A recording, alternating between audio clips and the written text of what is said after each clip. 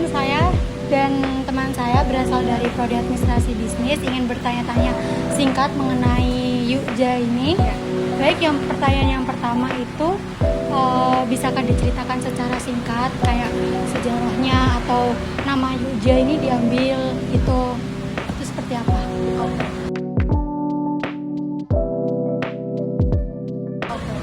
Jadi sebelumnya perkenalkan, aku Safina, itu dari karyawan Yukja di cabang Rungkut sendiri.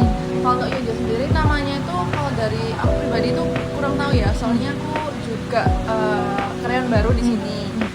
Kemudian untuk berdirinya itu kalau nggak salah di tahun 2024. Nah, untuk cabang pertamanya itu ada di Sidoarjo. Kalau di Sidoarjo sendiri itu ada banyak cabang, ada di Pontianak, ada di Pondokjati, Gajah Mada, sama ada di Juanda di hotelnya. Kemudian di kita juga ada cabang lain di daerah Kediri. Itu Kak. Berarti udah banyak ya cabangnya? Iya, udah banyak. Oke, selanjutnya mungkin aku cuma mau nanya aja gimana sih, maksudnya kan yang jual dimsum ini kan banyak banget ya Kak ya. Iya. Nah aku sebenarnya mau nanya gimana caranya dimsum Yukja ini bisa mempertahankan reputasinya di tengah-tengah banyaknya pesaing dimsum yang lain. Terus juga aku mau nanya siapa aja sih target pasar utamanya dan strategi promosi apa yang sebenarnya kalian pakai buat tetap mempertahankan penjualannya biar tetap stabil.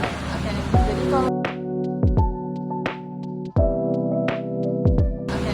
Jadi kalau untuk aku pribadi itu cara buat tetap bisa bertahan usahanya itu di kalangan semua usaha dimsum lainnya itu pastinya dari aku tanya dulu ke temanku yang udah pernah sini, apa sih yang bikin beda dari dimsumku Yukja ini sama dimsum lainnya.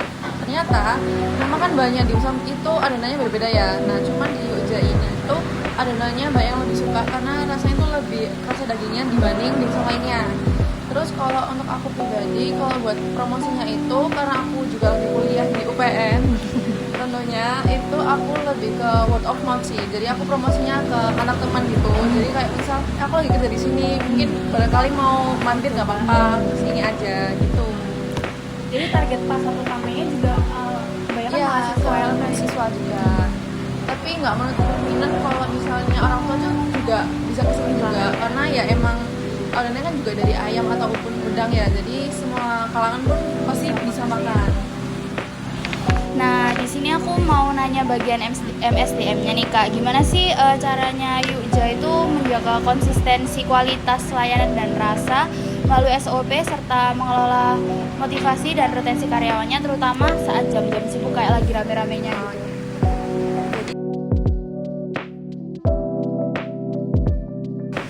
Jadi yang pertama itu kalau setiap usaha kan pasti ada SOP ataupun ketentuan dari atasan ya buat ke karyawannya. Nah, kalau misalnya ada anak baru itu pasti dari seniornya kan ngelatih anak barunya. Nah itu mungkin dari selama 1 bulan itu selama masa training itu seniornya ataupun atasannya itu bakal ngingetin buat ke senior dan juga anak yang baru kalau misalnya SOP-nya harus tetap dikuatin lagi supaya dari ciri khasnya Yukja itu bisa tetap terjaga.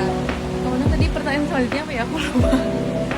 Kalau misalnya lagi jam-jam sibuk terus kayak lagi antri banget gitu. Oh iya. Nah kalau buat jam-jam rame ataupun jam-jam sibuk gitu, itu kan kita ada shiftnya. Nah itu kita tuh selalu berusaha buat kasih tahu ke customernya kalau misalnya itu emang lagi rame. Jadi kalau misalnya emang lagi rame itu kita harus ngomong yang jujur ke customernya supaya nanti kalau customernya ada apa-apa ataupun lagi buru-buru itu nggak ngurusin kita juga, karena kan pasti juga dua-duanya lagi butuh barang, butuh duit juga. Nah lebih baik di reminder aja sih ke customernya kalau saya emang lagi nunggu. Jadi tiap ada karyawan baru tuh pasti ada training juga ya? Iya pasti ada trainingnya. Gimana itu kalau sistem pengelolaan bahan baku dan alur kerja di dapur itu dirancang agar bahan bakunya itu tidak cepat basi atau tetap segar gitu. Terus minim terbuang sama pesanan itu dapat disajikan dengan cepat.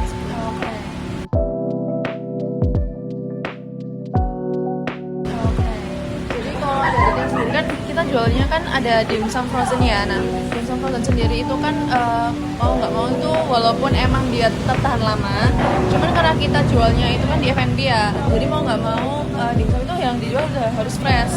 Nah, caranya itu dari ownernya sendiri atau dari atasannya itu ngirim dimsum itu nggak langsung dalam jumlah yang banyak. Jadi mereka tuh kirimnya dikit-dikit dulu dengan mengikuti alur penjualan di sini. Kalau misalnya di sini penjualannya emang cepat, berarti kirimnya juga harus agak banyak. Kalau misalnya penjualannya itu lagi dikit, itu dikurangin dulu untuk jumlah dimsum stoknya. Nah, untuk cara kita biar fresh itu, kita masaknya itu dikit-dikit sih, jadi nggak langsung banyak. Kalau misalnya lagi sepi, kita masaknya dikit. Kalau lagi rame, itu masaknya lebih banyak. Supaya kalau misalnya kita waktu customer-nya rame, tapi kita masaknya dikit, itu kan pasti customer-nya nunggu lama ya. Kan kita juga jadi nggak enak ya kalau nunggu lama. Jadi kita tetap ngikutin alur sama customer-nya sih, kayak gitu. Berarti minat stoknya tuh mengikuti minat customer. Iya benar. Karena kalau terlalu lama nyimpennya takutnya basi sih. Apa hambatan terbesar yang sering dihadapi dalam mengelola karyawan di industri F&B ini?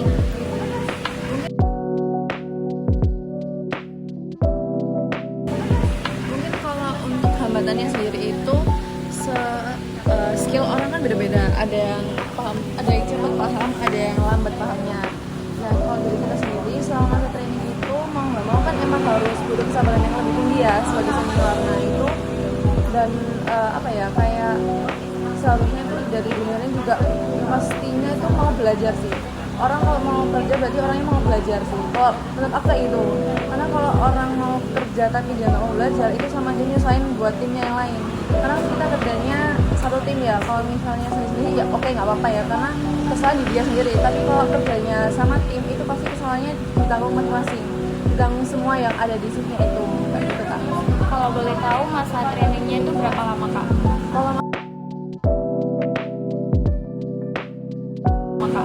Kalau masa trainingnya sendiri tuh di sekitar 1 bulan sih. Kalau udah dilepas ya. Cuman kalau masalah kasir atau menghitung uang itu seminggu itu udah dilepas. Biar kalau misalnya dilepas dalam jangka waktu pendek itu supaya mereka nanti kedepannya kalau tiba-tiba ada anak training baru itu mereka lebih terbiasa, jadi nggak gampang gantungin seniornya. Mungkin itu aja sih kak wawancara hari ini. Maaf ya mengganggu waktunya. Terima kasih banyak. Semoga Yuja bisa maju terus. Kasih ya kak. Terima kasih.